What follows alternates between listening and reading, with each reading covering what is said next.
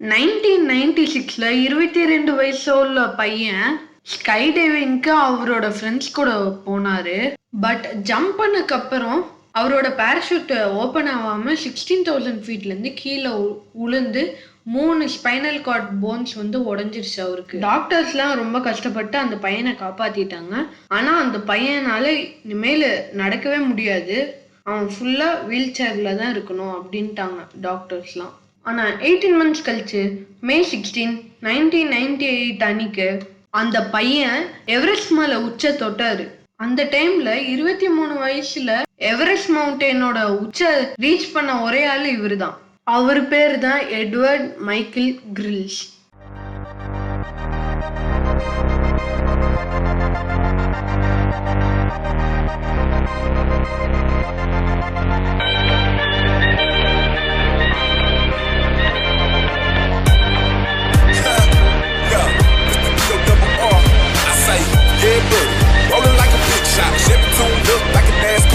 இப்ப வாங்க செகண்ட் தக் லைஃப் பாத்திரலாம். இவர் தான் ரத்தன் டாடா. 1991ல ரத்தன் டாடா டாடா குரூப்ஸ் ஆஃப் கம்பெனிக்கு சேர்மேன் ஆனாரு. அப்போ டாடா மோட்டார்ஸ் தான் இந்தியாலேயே ட்ரக் உருவாக்குறதுல பெரிய கம்பெனி.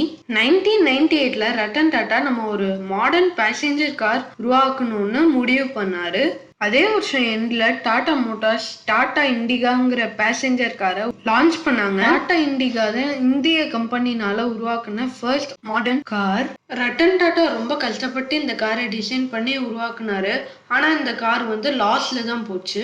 ஸோ டாடா குரூப்ஸ் அந்த கார் பிஸ்னஸ் விற்கிறதுக்கு முடிவு பண்ணாங்க. 1999ல ஃபோர்ட் கம்பெனி டாடா குரூப்ஸோட கார் பிஸ்னஸ் வாங்கறதுக்கு முடிவு பண்ணாங்க.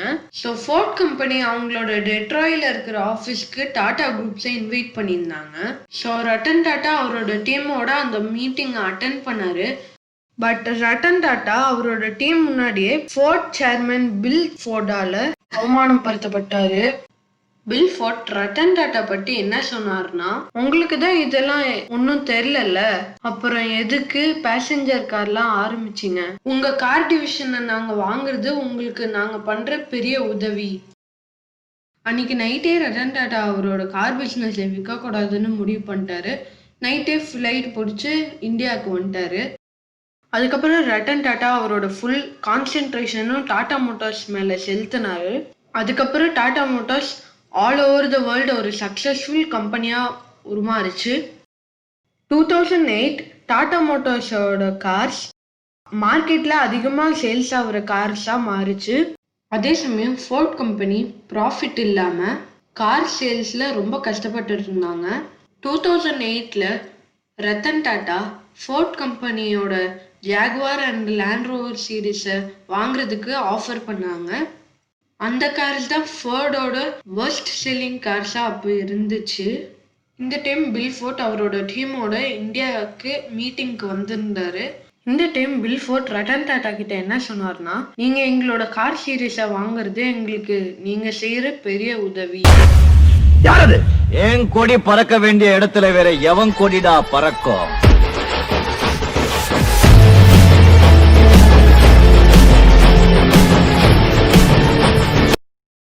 வாங்க இப்போ நம்ம தேர்ட் தக் லைஃப் பார்த்துடலாம். 2003 India vs New Zealand test match மொஹாலியில நடந்தது. சச்சின் டெண்டுல்கர் அண்ட் ராகுல் டிராவிட் பேட்டிங் பண்ணிட்டு இருந்தாங்க. பால் பண்ணிட்டு இருந்தது கிறிஸ் கேவின்ஸ். பால் ரொம்ப ரிவர்ஸ் ஸ்விங் ஆக ஆரம்பிச்சிச்சு. பட் பிட்ச் பிரைட்டா இருந்ததுனால பால் எந்த சைட் ஷைன்னு ரெண்டு பேர்னாலையும் கண்டுபிடிக்க முடியல. ரிவர்ஸ் ஸ்விங்னா பாலோட ஒரு பக்கம் ரஃபா இருக்கும், இன்னொரு பக்கம் ஷைனா இருக்கும்.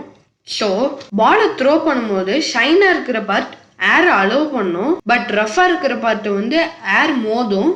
ஸோ பாலை எப்படி போட்டாலும் ஷைனா இருக்கிற சைடு தான் மூவ் ஆகும். கிறிஸ் இதை பயன்படுத்தி பயங்கரமா பவுல் பண்ணிட்டு இருந்தாரு. 2-3 தடவை ரெண்டு பேருமே பால்ல அடி வாங்கிக்கிட்டாங்க. சச்சின் சாருக்கு நான் ஸ்ட்ரைக்கிங்ல இருக்கும்போது ஒரு ஐடியா தோணுச்சு. அதை ரெண்டு பேருமே டிஸ்கஸ் பண்ணிக்கிட்டாங்க. அந்த ஐடியாவை, அது என்ன ஐடியானா, நான் ஸ்ட்ரைக்கர்ல நிக்கிறேன். ஸோ கிறிஸ் பால் பண்றத நான் பார்த்துடுறேன். பார்த்துட்டு எந்த பக்கம் ஷைனா இருக்கோ நான் அந்த பக்கம் பேட்டை பிடிக்கிறேன். இப்போ போட போற பால் அவுட் ஸ்விங்கரா இருந்தா நான் என்னோட பேட்டை லெஃப்ட் ஹேண்ட்ல பிடிக்கிறேன். இதே இன்ஸ்விங்கரா இருந்தா என்னோட பேட்டை நான் ரைட் ஹேண்ட்ல பிடிக்கிறேன் அப்படின்னு ஒரு பிளான் போட்டாங்க. அதுக்கப்புறம் ராகுல் சார் நல்லாவே விளையாட ஆரம்பிச்சிட்டாங்க, 4-6ன்னு அடிச்சு. அப்ப நியூசிலாந்து டீமுக்கு எல்லாருக்குமே சந்தேகம் வந்துருச்சு, இவ்வளவு நேரம் தடுமாறிட்டு இருந்தவங்க எப்படி திடீர்னு ஆட ஆரம்பிச்சாங்க அப்படின்னு. நியூசிலாந்து டீம் வந்து நோட்டீஸ் பண்ணிட்டாங்க சச்சின் சார் பவுலரை பார்த்து பேட்டை மாத்திட்டே இருக்கிறது. அதுக்கப்புறம் கிறிஸ் கேவின்ஸ் கிட்டயும் சொல்லிட்டாங்க. அடுத்த பால் போடும்போது கிறிஸ் கேவின்ஸ் ஒரு கையால பாலை மறைச்சிட்டாரு, சச்சின் சாரால பார்க்க முடியாத அளவுக்கு. அடுத்த பால் போட்டக்கு அப்புறம் now what will you do அப்படின்னு சச்சின் சார் கிட்ட கிறிஸ் சொன்னாரு. பட் அதுவும் சச்சின் சார் சொல்லியிருந்தார் டிராவிட் சார் கிட்ட, பால் எப்படி வருதுன்னு தெரியலனா. Chris didn't realize that I had also warned Rahul that if I don't know what is coming, I'm going to hold the bat in the middle.